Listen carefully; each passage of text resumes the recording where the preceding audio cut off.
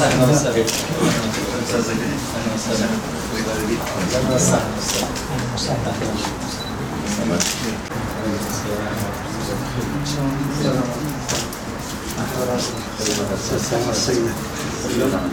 الناس وتعود أمة كما أراده الله عز وجل أمة الشهادة، وكذلك جعلناكم أمة وسطا لتكونوا شهداء على الناس.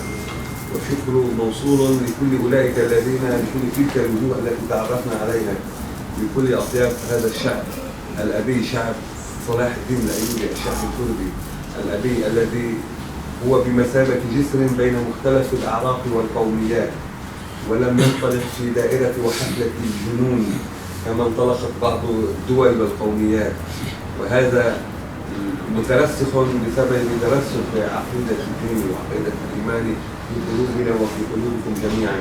فكل الشكر لكم، وعلى أمل أن نلقاكم في كردستان العراق وفي سوريا وفي إيران وعندنا في لبنان. شكرا جزيلا لكم. İslam bizi vakıfları çağırıyor. Bu yolda İslam toplumu diğer toplumlar üzerinde şahit olan bir toplum. وأم شێوازە کارەکە ئێمە ئیگوازینەوە بۆ قیادەی خۆمان. ئێمە شاقیفان کە سڵای ڕۆژ بۆ جەنابتان بۆ قیادەیەوە ئەبوو زۆر حضرنا مؤتمر الاتحاد الملتقى السابع، والإنسان لا ينقطع أمله في الله سبحانه وتعالى أنه سينصر هذه الأمة، ولكن يزيد هذا الأمل عندما يتعرف الإنسان يدرسوا الإسلام. والله سأل وتأمل سباس معنا الشكر معنا رؤم نوع داري وكشف خدمة الجوانب كده.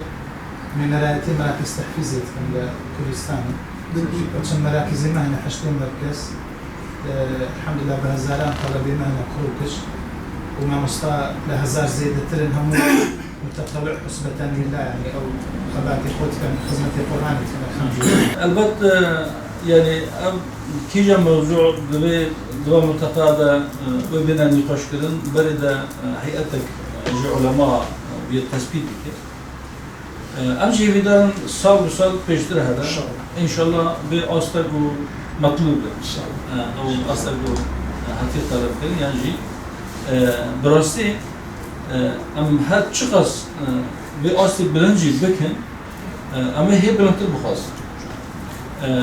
يعني والتكامل بكي إن شاء الله نبيا مع أول لمحقق أو تكامل نبتني بجهد وغيرته معنا أو برأي ما يقول دبلندن أم بجر جي كردستان عراق جي إيران جي سوريا جي ليبيا جي لبنان جي أفغانستان بكيت بيش ده وان دولة ديجي وان دولة ديجي أوجي إن شاء الله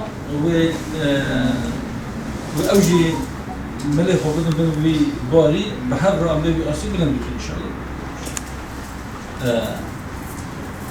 بواريا ما أبا قال اتحاد أمتي دي خاصة لازمها بالي هكذا عالم اتحاد عالم اتحاد بكن وعمراجي بلكي مجبور ببن أقل دلي وطنا بيجي جو اتفاقي بواريا ما أبا قال علماء ما اتحاد بكن وعمراء ما جي اتفاقي بكن وشاغي بلكي أو آياتا رب العالمين إجمالا فرمانك استعيذ بالله واعتصموا بحبل الله جميعا ولا تفرقوا.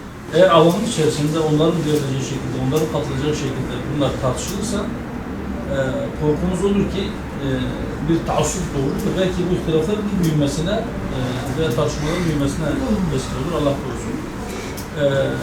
O meseleler inşallah usulünce ve ilim meclislerinde tartışılırsa belki o zaman yakınlaşma olur, belki o ihtilafların giderilmesine yol açılır. Eğer olursa, anlaşma olursa, yani olmazsa ihtilaf ettiği meselelerde de birbirimizi mağdur edeceğiz. Eyvallah.